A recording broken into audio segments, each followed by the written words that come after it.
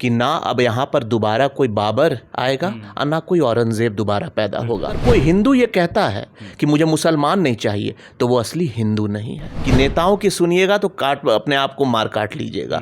मिल के रहिए, देश के प्रगति पर जाइए। जिस दिन जनता ये समझ जाए तो ये धर्म का एजेंडा नहीं चलेगा। आप अपने कैंडिडेट को देखिए। आप अगर इसको देखते रहिएगा कि ये भ्रष्ट था, ये बीजेपी में चला गया, ये भ्रष्ट था, ये कांग्रेस, ये सारे ऐसा नहीं है। बीजेपी एक अकेला नहीं है। आप कांग्रेस को देखिए, कांग्रेस में भी ऐसे लोग हैं। मैं सरप्राइज्ड हूँ क्योंकि मैं झूठ मतलब मुझे घुमा करके बोलना नहीं आता है, क्योंकि झारखंड के इतिहास में ऐसा कभी नहीं हुआ कि कोई क्षत्रिय ने रिप्रेजेंट नहीं किया। लेकिन ये दिखाता है कि शायद पूरे देश में कोई क्षत्रिय का नेता नहीं बचा हो जिसकी बात डिसीजन मेकिंग में सुनी जाती है। एनडीए के साथ जुड़ चुके हैं। ऐसे में एनडीए पर एक आरोप लगता रहा है प्लुरलाइजेशन का, हिंदू मुस्लिम का, मतलब ध्रुवीकरण की जो ये राजनीति करते हैं बीजेपी, खास करके एनडीए की बात की जाए। ऐसे में सूर्या सिंह या फिर कहे आप एनसीपी की तरफ से आप इसको किस तरीके से देखते हैं, ये जो आरोप लगते हैं? चुनाव के समय नेता क्या बोलते हैं उसको सीरियसली मत लीजिए, क्योंकि चुनावी में सब कोई, मैं किसी एक दल की बात नहीं करूंगा। अब अपने विवेक पे जाइए। मैंने कह दिया ना, हिंदू बड़ा भाई था, है और हमेशा रहेगा, और मुसलमान हमारे छोटे भाई रहेंगे। चतरा की मैं बात कर रहा हूँ। चतरा से चर्चा ये हो रही थी कि एनसीपी को जो है टिकट मिल सकता है, और बहुत हद तक जो है इस पर जो है मंथन हुआ। फिर एनडीए ने फाइनली कालीचरण सिंह को वहाँ से अपना उम्मीदवार बनाया। तो क्या अभी आपका क्या स्टैंड है, और क्या वाकई आप संतुष्ट हैं एनडीए के इस फैसले से, या फिर आपका कोई तर्क है इसके पीछे? लोकसभा चुनाव की तारीख जो है जैसे जैसे नज़दीक आ रही है, नेताओं का आरोप प्रत्यारोप जो है वो देखने को मिलता है। जब भी चुनाव नज़दीक आता है या फिर जब भी चुनाव का माहौल होता है, आप देखेंगे कि पक्ष और विपक्ष अपने अपने तरीके से बयानबाजी करते हैं। और सबसे दुख की बात यह है कि जो मुद्दे होते हैं वो मुद्दे उन बयानबाजी में जो है गायब हो जाते हैं। वो मुद्दे क्या हैं? वो मुद्दे सिर्फ एक ही है कि वो जनहित के मुद्दे जो हैं वो उठ पा रहे हैं या नहीं उठ पा रहे हैं। आप जिस चीज़ के लिए आप अपने जनप्रतिनिधि को चुनते हैं वो आपके उन मुद्दों पर काम करते हैं या नहीं करते हैं। क्योंकि मैंने कहा कि जिस तरीके से चुनाव नज़दीक आता है या फिर चुनाव का जब माहौल होता है तो पक्ष विपक्ष जो है आरोप प्रत्यारोप चलता है। जाति, मजहब, भेदभाव और इन तमाम चीज़ों पर जो है धड़ल्ले से जो है पक्ष विपक्ष की तरफ से, दोनों की तरफ से जो है आरोप प्रत्यारोप चलता है। लेकिन ऐसे में आप एक भी नेता हो ऐसे जो जनहित की बात कर रहा हो, वो मैं समझता हूं कि वो ना के बराबर होता है। हम इस वक्त एनसीपी के हमारे साथ सूर्या सिंह हैं। सूर्या जी, सबसे पहले तो चुनाव का पर्व चल रहा है, लोकतंत्र का पर्व बोलते हैं इसे। लेकिन लोकतंत्र के पर्व में वही होता है, जब भी चुनाव आता है तो अक्सर हम यही देखते हैं कि पक्ष हो या विपक्ष हो, जाति, मजहब और तमाम वो बेतुकी चीज़ें जिससे जनता का कोई लेना देना नहीं है। जनता को उस बयान से कोई लेना देना नहीं है, रिलीजियन से कोई लेना देना नहीं है। जनता को सिर्फ विकास चाहिए, और विकास की बात देखता हूं कि वो हाशिए पर रहता है। आप कैसे देख रहे हैं? पहले बताइए कि जो तमाम चीज़ें चल रही है विदेश में चुनाव के टाइम पर। देखिए, जो सबसे प्रमुख बात मुझे लगा आपकी क्वेश्चन से, कि जो आप धर्म पे राजनीति जो होता है चुनाव के समय, या देश में काफ़ी, खासकर हिंदू मुस्लिम, क्योंकि आप देखिएगा कि हिंदुस्तान में करीबन 80% हिंदू हैं, और उसके बाद 15% मुसलमान हैं, और उसके बाद बाकी अन्य सिख ईसाई सारे लोग हैं। हिंदुस्तान एक सेकुलर देश है। लेकिन सबसे ज़्यादा अगर किसी को लड़ाया जाता है या सबसे ज़्यादा किसी धर्म के ऊपर क्वेश्चन किया जाता है, वो है हिंदू मुस्लिम का। तो इस पर मैं आज आपको, और नेता ऐसे बयान देने पे बचते भी हैं, लेकिन मैं दिल से बिल्कुल ऑनेस्टली बोलना चाहता हूँ कि देखिए, सबको एक संस्कार मिलता है। मैं बचपन से हमेशा सुनते आया हूँ हिंदू मुस्लिम भाई भाई। ये क्यों बोला गया है? क्योंकि जितना हिंदू की ज़रूरत है उतना ही मुसलमान की ज़रूरत है भारत के विकास में।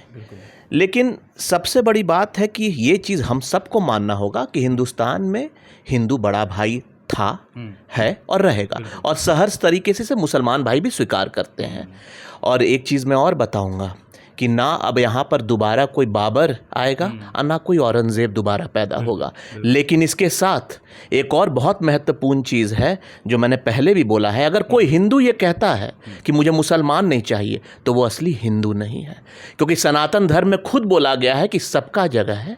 और मुझे जहाँ तक लगता है, अगर इसको समझा जाए कि मेरा दाहिना हाथ हिंदू और बायां हाथ मुसलमान, अगर ये चीज़ समझा जाए, और ये कोई और नहीं है लोगों को समझना है, नेताओं का तो काम है बांटना, जिस दिन हम ये समझ जाएं, और क्योंकि देखिए हम कहीं बाहर के कंट्रीज़ में जाते हैं, इस्लाम कंट्रीज़ में या कहीं गल्फ़ कंट्रीज़ में, वहाँ हिंदू छोटा भाई रहता है, मुसलमान बड़े भाई होते हैं। तो आपको, और देश का करीबन 95% हिंदू आपको हिंदुस्तान में, एक ही देश तो बचा है जहाँ, तो इसमें सबको कोई, इसमें मेरे ख्याल से कोई दिक्कत नहीं, आपत्ति नहीं है। मेरे कितने मुस्लिम दोस्त हैं और वो मानते हैं कि हिंदू बड़ा भाई है, लेकिन अब प्यार से रहना है। अब इसमें मैं बस चाहता हूँ कि नेताओं की सुनिएगा तो अपने आप को मार काट लीजिएगा, मिल के रहिए, देश के प्रगति पर जाइए। जिस दिन जनता ये समझ जाए तो ये धर्म का एजेंडा नहीं चलेगा।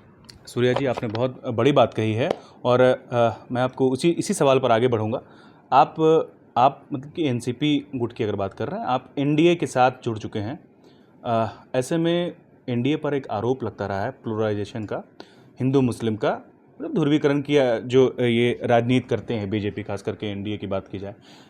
ऐसे में सूर्या सिंह या फिर कहे आप एनसीपी की तरफ से, आप इसको किस तरीके से देखते हैं? ये जो आरोप लगते हैं, क्या वाकई ये जो आरोप लग रहे हैं वाकई ऐसा कुछ हो रहा है, या फिर इसमें जो है, जो नेता, जिस तरीके से एनडीए गुट के जो नेता हैं, वो जब कहीं भी भाषण देते हैं तो उनके बयानों में पोलराइजेशन को लेकर के जिस तरीके से बातें निकलती है या फिर उन पर आरोप लगता है, क्या सूर्या जी से सहमत है और इसको किस तरीके से जो है हैंडल किया जाना? देखिए, मैंने अभी पूरा इसको एक्सप्लेन कर दिया। अब नेता पे मत जाइए, चुनाव के समय नेता क्या बोलते हैं उसको सीरियसली मत लीजिए, क्योंकि चुनावी में सबको ही, मैं किसी एक दल की बात नहीं करूंगा। अब अपने विवेक पे जाइए। मैंने कह दिया ना, हिंदू बड़ा भाई था, है और हमेशा रहेगा, और मुसलमान हमारे छोटे भाई रहेंगे।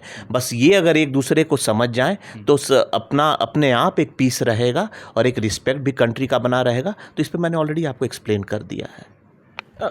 बिल्कुल, आपने एक्सप्लेन किया भी है, लेकिन चूंकि जनप्रतिनिधि हैं, आप पर एक बड़ी जिम्मेदारी होती है। जनप्रतिनिधि कोई भी हो, पक्ष हो विपक्ष हो, वो जब बयान दे रहे होते हैं, आप सूर्या जी, बहुत सारे लोग, बहुत जो जनता है जो इस वीडियो को देख रहे हैं, वो आपके बात से सहमत होंगे, कुछ सहमत नहीं होंगे, कुछ को ये लग रहा होगा, मैं उनकी तरफ से पूछ रहा हूँ, जिनको ये लग रहा होगा कि क्या उन नेताओं को उस तरीके से बात करनी चाहिए उतनी बड़ी सभा में जा करके, या फिर कहीं भी जो है उतनी बड़ी भीड़ को, या फिर कहे लाखों लोग सुनते हैं, या फिर वो अपने एरिया में रहते हैं, या फिर अपने एरिया को संबोधित करते हैं, तो कि प्लुरलाइजेशन का जो ये मसला है उसको कैसे ये किया जाए? नहीं, लेकिन अगर ये स्पेसिफिक हो तब मैं बताऊं ना।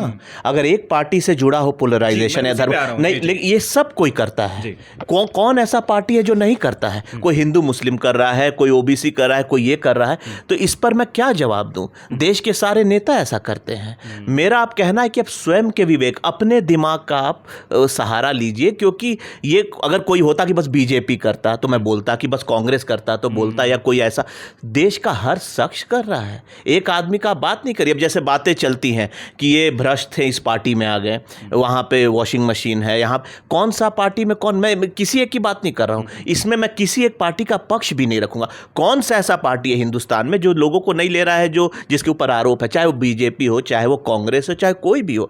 तो देखिए, ये सब बातों पर अब नहीं हमें फिजूल अपना वक्त जाहिर करना है। पिछले 50-60 साल से हिंदुस्तान की यही हालत, इसीलिए धर्म में बांट करके और भ्रष्टाचार के नाम पे अब देखना है काम कौन कर रहा है। एक अच्छा कैंडिडेट चुनिए जो आपके सुख दुख में हो, जो आपके लिए बिजली, सड़क, स्वास्थ्य, शिक्षा ला रहा है, जो हमने किया है, और भी लोग होंगे, मैं ये नहीं कह रहा हूँ, लेकिन आप अपने कैंडिडेट को देखिए। आप अगर इसको देखते रहिएगा कि ये भ्रष्ट था, ये बीजेपी में चला गया, ये भ्रष्ट था, ये कांग्रेस, ये सारे ऐसा नहीं है। बीजेपी एक अकेला नहीं है। आप कांग्रेस को देखिए, कांग्रेस में भी ऐसे लोग हैं। तो ये, अब देखिए, मैंने कहा ना, चुनाव में आप स्टेटमेंट्स को नेता के सीरियसली मत लीजिए, क्योंकि सबको 2 महीने कुछ बोलना है, जीतने के लिए वो बोलेंगे ही। बाकी 5 साल लोग क्या कर रहे हैं ये हमें देखना है। हाँ, ये चीज़ मैं खुश हूँ कि मतलब जैसे मैंने कहा, मैं एक हिंदू हूँ, हिंदू होने का मुझे गर्व भी है, और मुझे अच्छा लग रहा है कि विश्व पटल में हिंदुइज़्म को एक स्ट्रेंथ किया जा रहा है। राम मंदिर बना, सब कुछ हो रहा है हिंदुइज़्म में, मोदी जी भी बहुत एक्टिव रहे। लेकिन उसके साथ मैं एक और रिक्वेस्ट करना चाहता हूँ कि अब मेजर डेवलपमेंट पे जाइए। आप एम्प्लॉयमेंट को खत्म, जो अनएम्प्लॉयमेंट उसको ख़त्म करिए, लोगों में फेथ लाइए और एक ट्रांसपेरेंसी लाइए। रिलीजन, कल्चर बहुत इंपॉर्टेंट था, क्योंकि मैंने कहा कि हिंदुस्तान लास्ट ऐसा देश बच गया है पूरे दुनिया में जो हिंदुज़म को प्रोटेक्ट कर रहा है। 95% हिंदू हैं यहाँ, तो हमें करना भी चाहिए, क्योंकि हर कंट्री अपने रिलीजन में अपना फेथ रखता है और हिंदुइज्म तो सबसे ओल्डेस्ट रिलीजन है। आप स्क्रिप्चर्स में जाइए, लेकिन उसकी और जो टीचिंग्स हैं कि सबको सेफ लगे। हमारा हिंदू का एक फ़र्ज़ ये भी होता है कि हम मुस्लिम भाइयों को सहारा दें, उनको सेफ फील कराएं, और मुस्लिम भाई का भी फ़र्ज़ होता है कि हिंदू को बड़ा भाई मान करके हिंदुस्तान में परिवार, और इसी को परिवार भी कहते हैं। बिल्कुल बिल्कुल। चलिए, ये तो हो गई कि क्या मुद्दा होना चाहिए, और वाकई जो है जब लोग वोट देने जाएं या फिर जब नेता उनके पास जा रहे होते हैं तो इन बातों का ध्यान रखना बहुत ज़्यादा ज़रूरी होता है कि वो बोल क्या रहे हैं और वो बोल किस तरीके से रहे हैं, किस लिहाज से रहे। चूँकि आपने कहा कि 2 महीना टाइम होता है और कुछ भी नेता जो है वो बोल देते हैं, तो बहुत ज़्यादा ध्यान देने की ज़रूरत नहीं है। अब हम आ जाते हैं लोकसभा टिकट पर। चूँकि जिस तरीके से बातें चल रही थी, और चूँकि झारखंड में पक्ष हो या विपक्ष हो, टिकट का जो खींचतान है सूर्या जी, वो बिल्कुल अभी सबसे हॉट मुद्दा है। चतरा की मैं बात कर रहा हूँ। चतरा से चर्चा ये हो रही थी कि एनसीपी को जो है टिकट मिल सकता है, और बहुत हद तक जो है इस पर जो है मंथन हुआ। फिर एनडीए ने फाइनली कालीचरण सिंह को वहाँ से अपना उम्मीदवार बनाया। तो क्या अभी आपका क्या स्टैंड है, और क्या वाकई आप संतुष्ट हैं एनडीए के इस फैसले से, या फिर आपका कोई तर्क है इसके पीछे? देखिए, वो एनडीए की सीट, वो बीजेपी की सीट थी, वो एनडीए की भी नहीं, स्पेसिफिक आप देखिए बीजेपी की सीट थी। और पूरे इंडिया में शायद ही ऐसा कोई सीट हो जो बीजेपी के सिंबल से जीत करके सिंबल बदला हो। तो ये लोकसभा की बातें, देखिए मैंने तो ज़्यादा बोला भी नहीं था, बातें चल रही थी, और ये बड़ी बात है। बातें तभी चलती है जब आपके नेता का वो कद हो, क्योंकि एक एमपी ही प्रधानमंत्री भी बनता है। तो ये तो सौभाग्य की बात है, बात चली, क्योंकि विधायक जी का ऐसा कद है, वो मिनिस्टर रहे हैं, 50 साल से राजनीति कर रहे हैं, इतना विकास किए हैं। लेकिन इस बात को अंजाम देने का काम था शीर्ष आला कमान का, और उन्होंने सोचा है कि इस बार बीजेपी ही के सिंबल से लड़ा जाएगा। तो हम लोग स्वागत करते हैं, और हमारा पूरा समर्थन एनडीए के उम्मीदवार के साथ है। और मेरे समर्थन से ज़्यादा है कि वो जनता का विश्वास ले। इसी से एक मेरा सवाल है। राजपूत समाज के लोग हैं वो नाराज़ चल रहे थे जब टिकट का अनाउंसमेंट हुआ, और चतरा पर सबकी निगाहें थी। उम्मीद ये जताया जा रहा था कि चतरा हो या फिर आपका धनबाद हो, वहाँ पर किसी फॉरवर्ड को टिकट देनी चाहिए, राजपूत समाज के किसी को। लेकिन ऐसा हुआ नहीं, चूँकि कालीचरण सिंह भूमियार से आते हैं। तो ऐसे में कमलेश सिंह जो थे वो फॉरवर्ड की रेस में सबसे आगे चल रहे थे। तो ये जो फॉरवर्ड सामाजिक समीकरण को साधने की जो बात होती है, और एनडीए खास करके करती है कि सबका साथ, सबका विकास और सोशल बैलेंस बना के चले, तो ऐसे में कोई ऐतराज़ है या फिर कुछ खलिश है आपको कि फॉरवर्ड को वहाँ पे टिकट नहीं मिला? नहीं, देखिए मैं सरप्राइज्ड हूँ, क्योंकि मैं मतलब मुझे घुमा करके बोलना नहीं आता है, क्योंकि झारखंड के इतिहास में ऐसा कभी नहीं हुआ कि कोई क्षत्रिय ने रिप्रेजेंट नहीं किया। लेकिन ये दिखाता है कि शायद पूरे देश में कोई क्षत्रिय का नेता नहीं बचा हो जिसकी बात डिसीजन मेकिंग में सुनी जाती हो। लेकिन ये सब बातें चुनाव के बाद करने की है। अभी हमें एनडीए का एक परिवार बन करके हमें सपोर्ट करना है, और बिल्कुल इस पर मंथन होगी कि क्या कारणवश पहली बार ऐसा हुआ है कि हिस्ट्री में कि राजपूत को झारखंड से नहीं मिला है। लेकिन ये सब बातें चुनाव के बाद, मैं सरप्राइज्ड हूँ, डिसअपॉइंटेड से ज़्यादा सरप्राइज्ड हूँ कि कोई, लेकिन अब मेरे ख्याल से राजपूत संगठन को जागना होगा, और चुनाव के बाद हम लोग आदरणीय मोदी जी से मिलेंगे, और ज़रूर कोई ऐसे राजपूत नेता को हम लोग भी चाहेंगे कि केंद्र में रहे, जिसका वेटेज हो और जिसकी बात सुनी जाए। एक आखिरी सवाल, चूँकि मैं जिस मुद्दे से शुरू किया था उसी मुद्दे पर ख़त्म करूँगा। जब जिस तरीके से आपने कहा कि वोट जब आप देने जाएं या फिर जब भी नेता आपके पास जाएं, तो उनके किन बातों का ख्याल रखना है, किन बातों को लेना है और किन बातों को नहीं लेना है।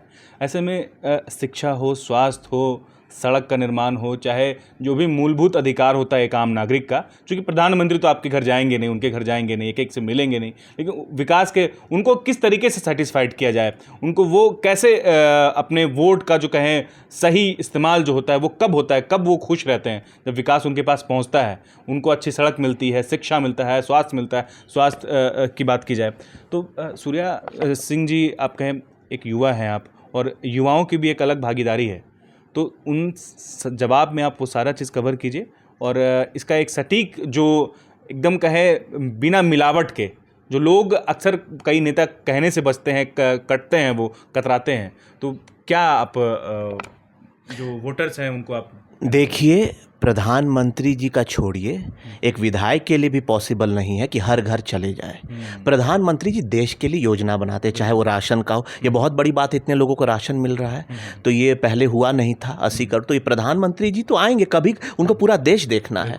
तो ये बोलना कि 5 साल में वो एक बार दिखते, 2 बार दिखते, ये अपने आप को मतलब ये दिस डजंट, ये कोई रेलिवेंट बात नहीं है। हाँ, लेकिन उनकी पॉलिसीज़ बहुत इम्पैक्टफुल होनी चाहिए। राशन का स्कीम है, हम सब स्वागत करते हैं, क्योंकि देखिए कम से कम इतना तो आप किसी को भोजन तो सुनिश्चित करिएगा ना, जो लोग भूल गए थे। जो भूखा रहता है वही जानता है, तो वो किया, बहुत हम इसको अप्रिशिएट करते हैं। लेकिन अब सबसे बड़ी बात है कि अब हम न्यू इंडिया की तरफ कैसे बढ़ रहे हैं। सबसे बड़ा चीज़, जो सबसे बड़ा सोल्यूशन है वो एम्प्लॉयमेंट। उसके बाद अगर आप एम्प्लॉयमेंट दे रहे हैं, आप अपॉर्चुनिटीज़ दे रहे हैं, तो युवा खुद ही बहुत होनहार है। आप स्टार्टअप्स में इसका एग्जाम्पल देख ही लिए हैं। अपॉर्चुनिटी अगर झारखंड, मैं झारखंड की बात कर रहा हूँ, हिंदुस्तान, देखिए मैं अपने लेवल की बात करता हूँ, मैं झारखंड की बात कर रहा हूँ। झारखंड के युवाओं को अगर अपॉर्चुनिटी मिला, और जिस दिन एक अच्छा गवर्नमेंट मिला, जिस तरह का कि मतलब लोग अच्छा गवर्नमेंट मतलब केंद्र और स्टेट का कोऑर्डिनेशन, तो मैं आपको ये बताता हूँ कि झारखंड का युवा खुद सक्षम है कि वो आगे बढ़ सके। आज उसके पास इंफ्रास्ट्रक्चर नहीं है, अपॉर्चुनिटी नहीं है, तभी उसको पलायन करना पड़ रहा है। जिस दिन वो सब चीज़ मिल जाएगा, युवा का वापस से फेथ आ जाएगा। और मैं चाहता हूँ कि पॉलिटिशियंस जो है सच बोलें। देखिए हर गलती हो सकती है, मुझसे भी हो सकती है, आपसे भी हो सकती है, और गलती की माफ़ी है, लेकिन आप धोखा नहीं दे सकते हैं। गलती हुई है तो आपको जनता बताएगी, आप उसको ठीक करें, लेकिन आप चीट नहीं करिए। बस मेरी यही रिक्वेस्ट है, और मैं यही चाहता हूं कि आगे एक युवा होने के नाते अब ऐसे पॉलिटिशियन, और काफ़ी युवा आ भी रहे हैं, अब ऐसे पॉलिटिशियंस आएँ जो खुल करके बातें करें, लेकिन दगाबाजी ना करें।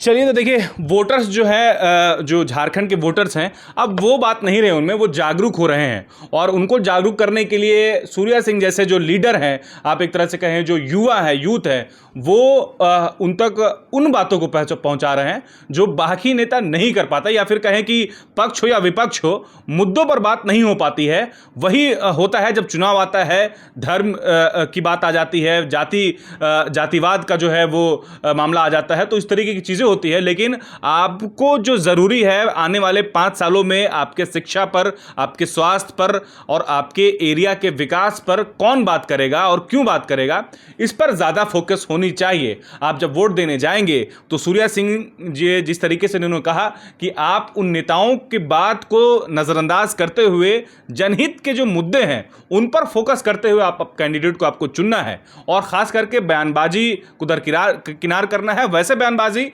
जो धर्म से जुड़े हो, क्योंकि 2 महीना का वक्त रहता है और ऐसे में नेता कुछ भी बोल के निकल जाते हैं। तो ज़रूरी यह है आप जागरूक हैं और जाइए, अपने मत का इस्तेमाल कीजिए और एक अच्छे कैंडिडेट को सामने चुनकर लाइए। शुक्रिया।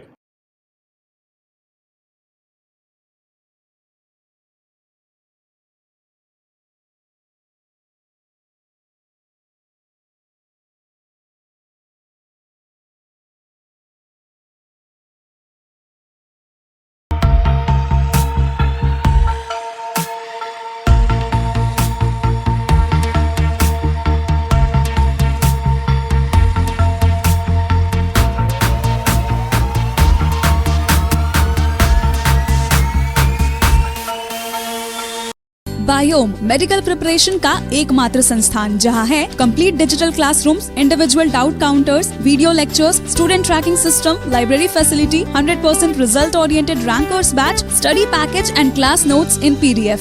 झारखंड के इतिहास में पहली बार नीट UG में 700 मार्क्स पार। 10th पास स्टूडेंट्स के लिए फाउंडेशन कोर्स और 11th पास स्टूडेंट के लिए फ्रेशर कोर्स। 12th पास स्टूडेंट्स के लिए टारगेट कोर्स 18 अप्रैल से शुरू हो रहे हैं। Contact biome. thefollowup.in.